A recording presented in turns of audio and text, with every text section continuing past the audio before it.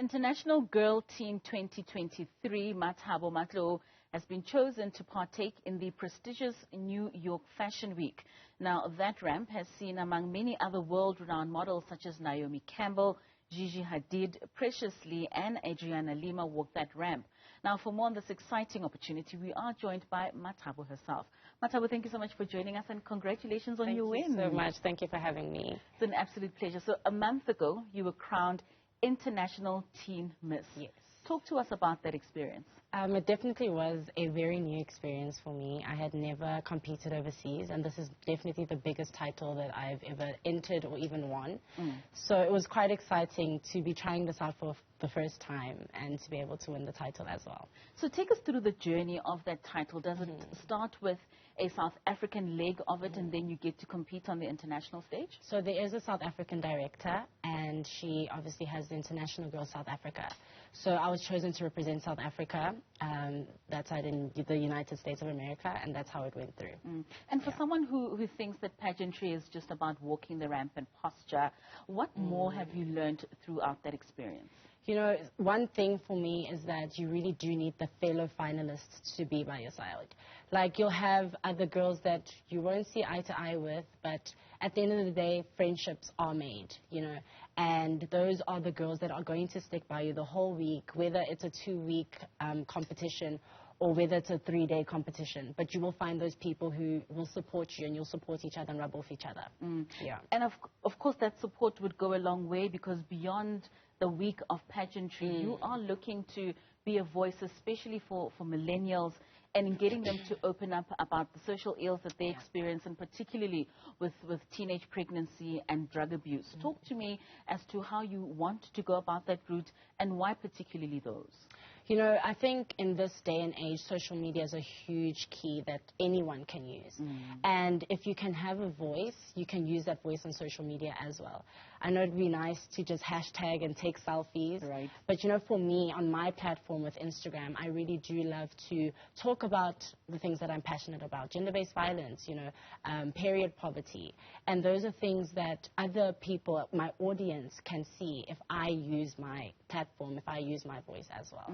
I want us a little later to touch on period poverty, because I know you do a lot of work with that regard. But I like the fact that you raise the issue of social media, because social media is really a platform that brings access and information closer for people across the globe. But social media can also be used in a very bad way, and we see how a lot of young people end up depressed because of how social media is used. What would you say in that regard? You know, I think if you don't feel well, you know, if inside internally you just don't feel the strongest, or you don't feel the finest when you're about to post, or if you are about to look at something, don't do it. I think that's the easiest way to go about it, because I think sometimes we think about, what are people going to think of me? Are people going to like this? And it's not even a thing of, am I enjoying the fact that I have this app to play around with, or to use my voice with, or whatever the matter may be, you know. So if you don't feel well internally, and you have doubts about what you're about to post or what you're about to see, just log off and have time to yourself. Do you feel that social media sometimes take away from the authenticity of who we are as a society? I think definitely, you know, sometimes it's not even a thing of living in the moment. You're so concerned with how many followers and likes I'm going to get, how many people are going to see what I'm doing in that exact moment. And I think sometimes with the trends can be healthy and unhealthy, because you might be following in someone else's footsteps and just liking what they're doing, or you might be doing it because, what are people going to think of me? And if I'm not following this trend, who am I? So it has its unhealthy parts, and it has its healthy parts as well. But it's a matter of internalizing everything and seeing what works for you. Of course. Yeah. Speaking of sanitary towels and period poverty, I mean, earlier on we had a conversation with the director of Team Free Sanitary Pads, Noguzola, and she was speaking about how government needs to really take a stance with regards to period poverty. You do a lot of work when it comes to period poverty. Take us through some of the initiatives that you are involved in. So for Women's Day, for example, by celebrating Women's Day, I joined in with Pad a Girl organization, where they organized a race, and in order to enter the race, you had to submit a pad, you know. So luckily, more than 3,000 pads were collected, and so those are going to girls that can't go to school because they're on their period. These are going to girls that don't even know what's going on with their bodies when they're on their period. You know, and I think it's very important that no girl should think about, I'm going to miss school because I'm on my period. And I think it's something that the government really needs to think about, because your education can't stop because of a natural thing, you know, something that occurs every month, for example.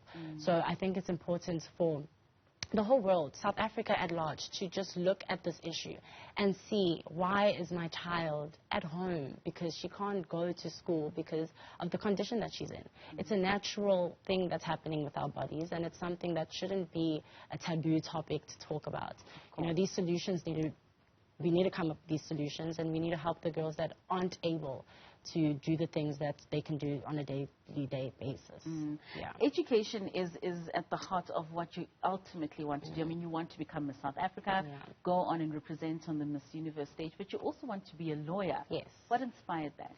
You know, I think over the years I've been able to build my confidence, especially with pageantry and competitions and modeling.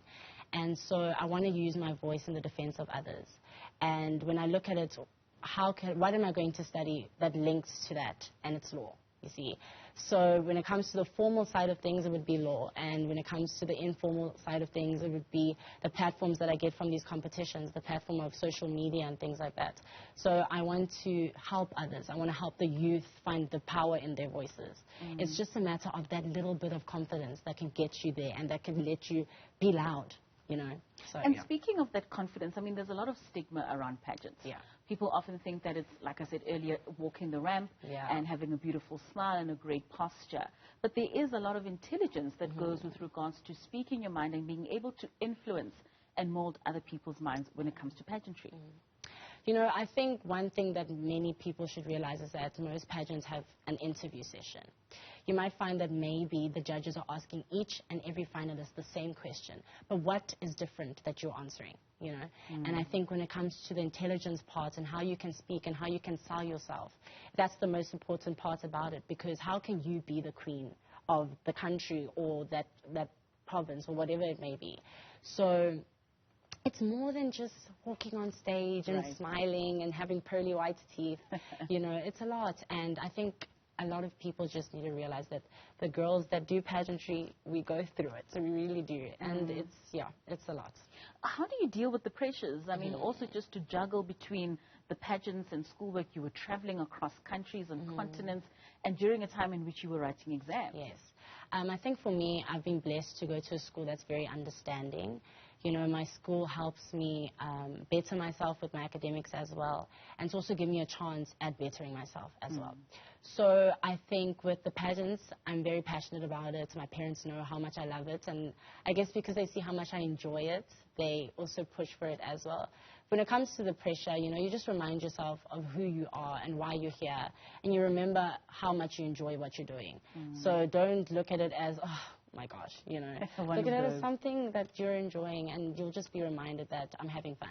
And of course, the support structures are very important. I see your parents are here with you tonight, and they're rooting for you. How important has that relationship of their genuine support for you been in this journey for you? You know, when you see other girls, you know, getting ready, or just, for example, at registration, and you haven't met each other, you start having self-doubt, you know, and you start comparing yourself. And I think my parents know me so well, my family knows me so well, that they can see when I'm down and they can pick me up and support me, you know. And I think sometimes when I'm unable to remind myself of who I am, they are there to do it. Even when I'm doing it, they are there to do it. Wonderful. That's a beautiful support structure. New York Fashion Week. I mean, we are so proud of you that you will be walking that stage that was once walked by a Naomi Campbell. How's your feeling when you hear that you will be on that stage representing South Africa? You know, I always think about it as I'm not going there as an individual. I have the South African flag with me. I am a representation of what South Africa can bring to the table, you know.